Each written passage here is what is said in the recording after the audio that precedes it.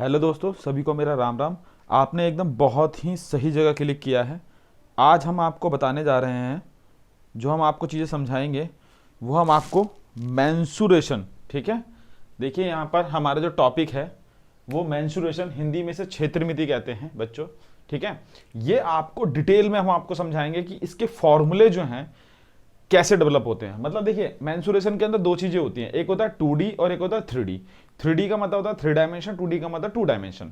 जैसे कि मान लीजिए कोई सर्कल है हमारा, ठीक है, थोड़ा सा एग्जांपल देकर मैं समझा रहा हूं। कोई सर्कल है हमारा, ठीक है। अगर मैं उस सर्कल के ऊपर, या फिर ऐसा एग्जाम्पल ले लो, एक कॉइन ले लो, एक कॉइन, एक सिक्के के ऊपर एक सिक्का, एक सिक्के के ऊपर एक सिक्का, ऐसे रख देंगे आप, तो क्या डेवलप हो जाएगा आपका। जब आप बहुत सारे सिक्के आप रख देंगे तो एक तरीके से वो सिलेंडर बन जाएगा, है ना।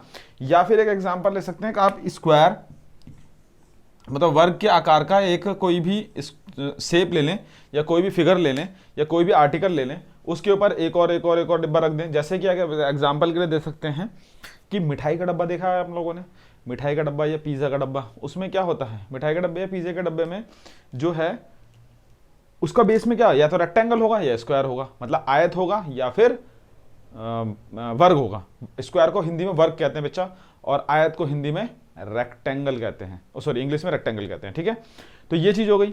तो अगर मान लीजिए बेस में स्क्वायर है, उसके ऊपर एक और बेस रखूं, एक और बेस रखूं, जैसे कि मान लीजिए ये रेक्टेंगल है हमारा, ठीक है, ये एक कॉपी है, मैंने इसके ऊपर एक और कॉपी रख दी ऐसे करके, फिर ऐसे एक कॉपी रखता रहूं, तो ये क्या बन जाएगा हमारा, ये बन जाएगा बेटा 3D शेप ले लेगा, 2D से 3D शेप ले लेगा, और ये हमारा बन जाएगा बच्चा क्यूबॉइड या फिर घनाभ, ठीक है।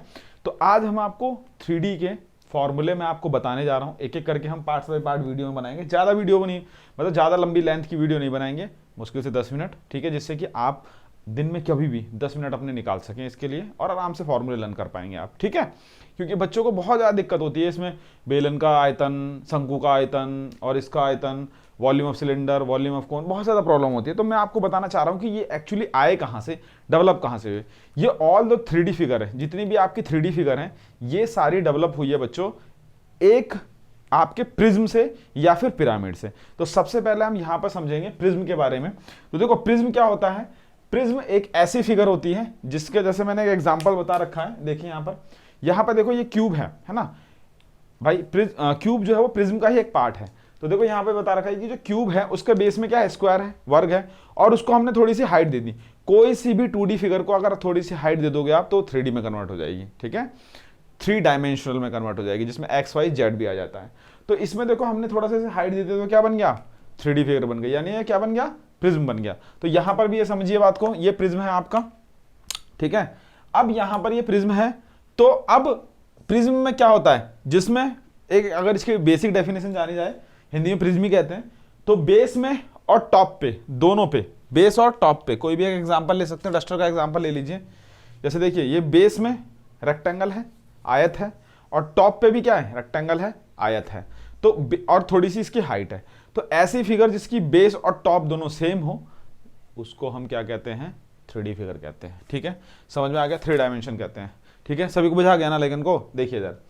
अब मैं आपको ये समझाना इसलिए चाह रहा हूं बेटा, कभी भी आप दिन के 10 मिनट निकालें, मेंसुरेशन के फॉर्मूले याद कर लेंगे, ठीक है दोस्तों। आइए, वॉल्यूम ऑफ प्रिज्म हिंदी में इसे कहते हैं। देखो मैं हिंदी में इसलिए बता रहा हूं कि जो हमारे यूपी के दोस्त हैं, या फिर राजस्थान के हैं, कहाँ के जो गांव के लोग हैं, जो इंग्लिश मीडियम से नहीं पढ़े, जो हिंदी मीडियम से पढ़े हैं, बिहार के लोग हैं, सारे हमारे जो फ्रेंड हैं, वो इसको अच्छी तरीके से समझ पाएं और कर पाएं, ठीक है। रेलवे में क्योंकि जितने भी बच्चे होते हैं सारे ज़्यादा मोस्ट प्रोबेबली हिंदी मीडियम से आते हैं, तो मैं हिंदी मीडियम को भी बहुत अच्छी तरीके से इसको एक्सप्लेन करना चाहता हूँ, ठीक है। चलिए अब देखिए जरा, यहाँ पे समझिएगा बात को। तो वॉल्यूम ऑफ प्रिज्म, ठीक है। तो वॉल्यूम ऑफ प्रिज्म क्या है बच्चा, सबसे पहले हम क्या करेंगे, प्रिज्म का आयतन। देखो वॉल्यूम का मतलब क्या होता है, आयतन। अब दो चीजें हैं, थोड़ा सा बेसिक समझो। दो चीजें हैं, पहली क्या है आपका, एक है आपका क्षेत्रफल, ठीक है, हिंदी में क्षेत्रफल कहते हैं, और इंग्लिश में एरिया कहते हैं। और दूसरा क्या है बच्चा, दूसरा है वॉल्यूम, हिंदी में बोलते हैं आयतन, है ना। क्षेत्रफल में भी दो तरह के हैं, एक है TSA टोटल सरफेस एरिया, एक है CSA कर्ड सरफेस एरिया, या फिर TSA बोलेंगे उसे हम, सॉरी LSA बोलेंगे, LSA लेटरल सरफेस एरिया, आप इसे कुछ भी कह सकते हैं, ठीक है। तो देखो यहाँ पे मैंने सी एस ए लिख रखा है, सी एस ए के बजाय हम आपको अगर हम एल एस ए लिखेंगे ज़्यादा बेटर रहेगा। सी एस ए और एल एस ए दोनों सेम है, मगर थोड़ा सा फर्क है, मैं भी आपको समझाऊंगा क्या फर्क है, ठीक है। तो देखिए जरा ध्यान समझिएगा, यहाँ पे भी एल एस ए लिख देते हैं।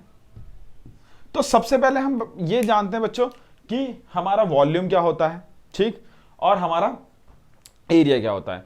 तो देखिए वॉल्यूम क्या होता है, कोई भी क्वांटिटी, कोई भी एक एग्जांपल ले सकते हैं आप, कोई बोतल ले सकते हैं पानी की, उस बोतल में कितनी क्वांटिटी में मटेरियल आए, मतलब कितनी क्वांटिटी में पानी आएगा, वो हमारा क्या कहलाता है, वो हमारा कहलाता है वॉल्यूम। और वो बोतल जो है वो कितनी जगह घेरेगी, वो हमारी क्या कहलाएगी, वो हमारी कहलाएगी बच्चा, क्या कहलाएगी वो हमारी कहलाएगी एरिया, कि उसने कितना एरिया, कितनी जगह ली और कितना उसका एरिया आया। ठीक है बच्चा, ठीक है ना बच्चों। तो ये चीज मेरे ख्याल से क्लियर हो गई होंगी आपको कि मैं क्या समझाना चाह रहा था, आयतन और क्षेत्रफल में क्या अंतर होता है। मेरे ख्याल से आपको समझ में आ गया होगा अच्छी तरीके से। चलिए तो अब हम आगे चलते हैं, क्षेत्रफल और आयतन आपको क्लियर हो गई होगी बातें, ठीक है। ऐसे ही बेटा एल एस ए और सी एस ए, मतलब टी एस ए, देखिए टी एस ए और एल एस ए लिख लो या फिर सी एस ए लिख लो, एक ही बात है। थोड़ा सा मैं आपको ये बेसिक इसलिए बताना चाह रहा हूं ना कि आगे आपको दिक्कत ना हो, बहुत सारे बच्चों को इसमें कंफ्यूजन रहती है। समझिए टीएसए का मतलब होता है टोटल सरफेस एरिया, हिंदी में बोलते हैं कुल पृष्ठीय क्षेत्रफल। इंग्लिश में एलएसए का मतलब होता है लेटरल सरफेस एरिया, सीएसए का मतलब कर्व्ड सरफेस एरिया, और हिंदी में बोलते हैं दोनों को वक्र पृष्ठीय क्षेत्रफल। अब जैसे क्या है, कोई भी एक रूम ले लीजिए आप, ठीक है, या फिर मैं डस्टर को एग्जांपल लेता हूं। देखिए इधर अगर मान लीजिए एक तरीके का डस्टर है ये रूम, हाँ है ना, ये रूम का एग्जांपल ले सकते हैं आप। तो देखिए इसमें अगर मैं एलएसए की बात करूं तो बच्चा ये वाला एरिया, इधर वाला, ये वाला एरिया, ये वाला एरिया और ये वाला एरिया, इन सब एरिया को अगर मैं ऐड करूंगा तो हमारा एलएसए आएगा, लेटरल सरफेस एरिया आएगा, ठीक है। और टॉप और बेस को ऐड करूंगा तो टोटल सरफेस एरिया बन जाएगा, कुल पृष्ठीय क्षेत्रफल बन जाएगा। समझ में आ गई बात।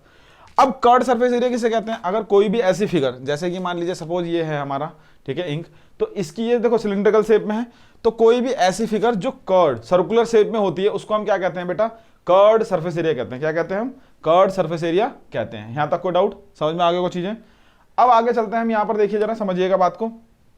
सबसे पहले हम प्रिज्म की बात कर लेते हैं। तो प्रिज्म में क्या है बेटा, वॉल्यूम ऑफ प्रिज्म वो होता है आपका area of base into height. Prism का आयतन, आधार का क्षेत्रफल इनटू ऊंचाई। अब ये प्रिज्म क्या है, प्रिज्म आपको मैंने बताया कि जिसका बेस और टॉप सेम हो उसे हम प्रिज्म कहते हैं। आप कहीं भी एग्जांपल ले सकते हैं, जैसे वो मिस्र का एक, मिस्र में ज़्यादातर पिरामिड और प्रिज्म होते हैं, ठीक है। आपने गाना भी सुना है जिसमें आपने देखा होगा, ठीक है, एक मूवी है उसमें गाना है, उस गाने में जो है ना वो पीछे का बैकग्राउंड में देखिएगा उसमें प्रिज्म बने हुए हैं, ठीक है। तो देखिए तो प्रिज्म का आयतन होता है आधार का क्षेत्रफल इनटू ऊंचाई। अब LSA lateral surface area of prism क्या होगा, parameter of a base into height, आधार का परिमाप इनटू ऊंचाई, है ना। वक्र पृष्ठीय क्षेत्रफल, वक्र पृष्ठीय क्षेत्रफल मतलब लेटरल सरफेस एरिया प्रिज्म का, आधार का परिमाप और ऊंचाई, जो भी उसकी ऊंचाई होगी, ठीक है। कुल पृष्ठीय क्षेत्रफल सीएसए या एलएसए कुछ भी ले सकते हैं हम, यहाँ पर एलएसए लिख देते हैं इसको हम, ठीक है, क्योंकि हमारा भी कर्व्ड सरफेस नहीं है। प्लस 2 इंटू आधार का क्षेत्रफल, 2 इंटू एरिया ऑफ बेस। अब यहां पर इन तीन, इस प्रिज्म के बेसिस पे मैं इन तीन फॉर्मूलों को ड्राइव करूंगा जो आपने बचपन में 9th क्लास में, 8th क्लास में, 10th क्लास में, 8th में नहीं 10th क्लास में, 11th में, 12th में रट्टा लगाया था। उसे देखते हैं जरा कैसे करते हैं, ध्यान समझिएगा।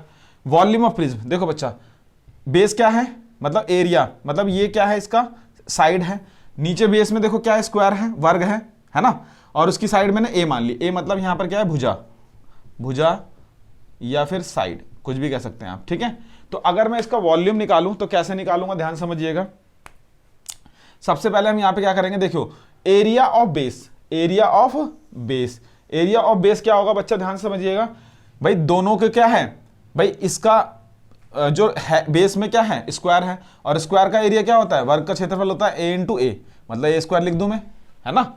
और हाइट कितनी है उसकी, हाइट भी ए है तो ए लिख दिया। तो टोटल क्या बन गया, ए की क्यूब, क्या बन गया हमारा, ए की क्यूब, और यही होता है क्यूब का वॉल्यूम, पता ही है आपको।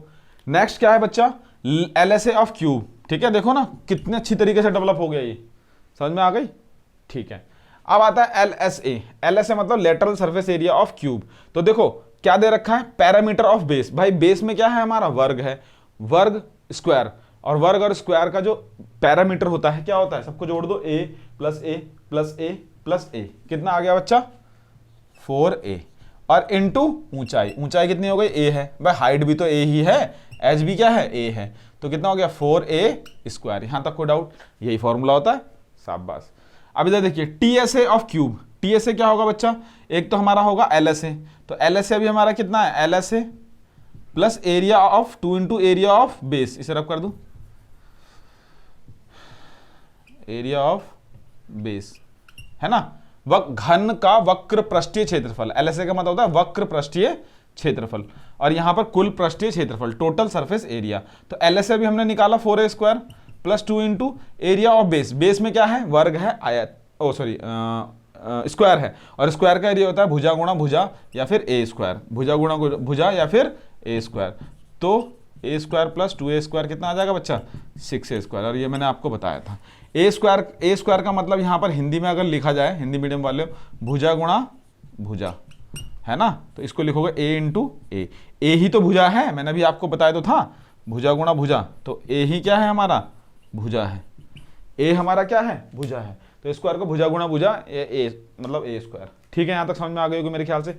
ये मैंने अभी आपका घन का क्या बताया, आपको तीनों फॉर्मूले ड्राइव करके दिखाएं, किस तरीके से फॉर्मूले आते हैं बच्चों, मेरे ख्याल से बहुत ही तरीके से आप समझ पाएंगे इस चीज को। अब हम नेक्स्ट वीडियो में हम घनाभ का करेंगे, उसमें उससे नेक्स्ट वीडियो में हम फिर सिलेंडर का करेंगे। तो मेरे ख्याल से यहां तक क्लियर हो गई होंगी, तो आप प्लीज इसका स्क्रीनशॉट लें, और मेरे ख्याल से दिन के बस 10 मिनट आप निकालें अपनी लाइफ के, और डेफिनेटली इन फॉर्मूलों को लर्न कर पाएंगे आप। ठीक है, चलो नेक्स्ट वीडियो में मिलते हैं।